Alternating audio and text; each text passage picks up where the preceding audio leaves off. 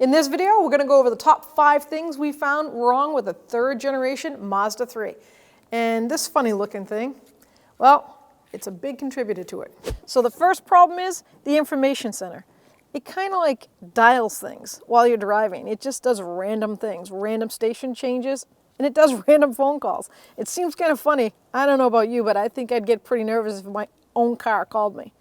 And that's located right here. So that's the communication screen, the information screen, all the icons and the different things you could do to it. But this information center has a tendency to change things while you're driving down the road. So the good news is you only need to go to the dealer and get that firmware updated. All right, number 2 brings us out here at the engine, and we're talking about a rough idle. Maybe like a little bit of a slight shake too, just not a misfire. Don't get me wrong, an idle. So it's a rough idle. Maybe even a lack of acceleration, like you go to get the gas, kind of coughs. It's throttle body, very common. It probably would happen more on higher mileage too. And maybe in some states that have a little bit of climate change with cold and warm weather, because that carbon, it's gonna get all sticky and gooey in that throttle body, and it won't release because it's electronic, it's not cable. So you can get mad and stomp your foot on that gas pedal, but it's not gonna move. It's because it's electronic. So it does have a certain threshold to the tolerance that it has. You can clean it out or replace it. That's an easy fix. Number 3. Once again, we're inside, and owners have complained about the AC or the heat, what they called literally flip-flopping.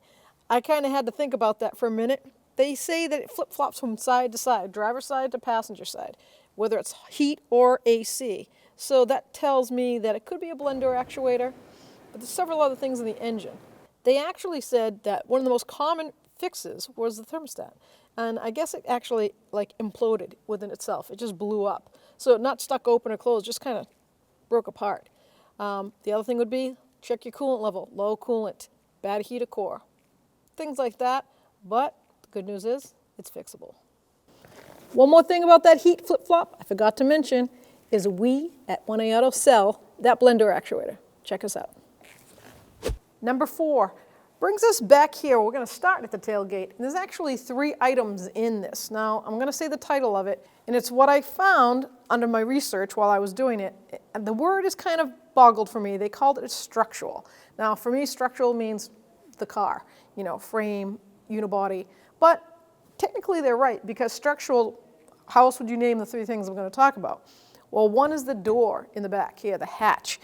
They have problems with temperature, so I would say it's the climate. The seal can get sticky or swell to the point that you can't open it. So the seal that I'm talking about is this seal right here. It runs down all the way over and up the other side and right around the top. The climate change will cause it to swell or, like I said, get sticky. The second part of this structural problem, believe it or not, it says the side mirrors just fall off while it goes down the road. I kind of thought that was funny, but then I thought about it. I think they mean the glass. They're talking about the actual mirror. I bet you that glass just falls off while you're going down the road. So that would be a little bit of a structural issue.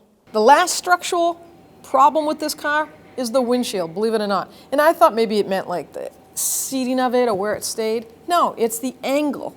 It gets a lot of chips. It must be the height of the vehicle too going down the road.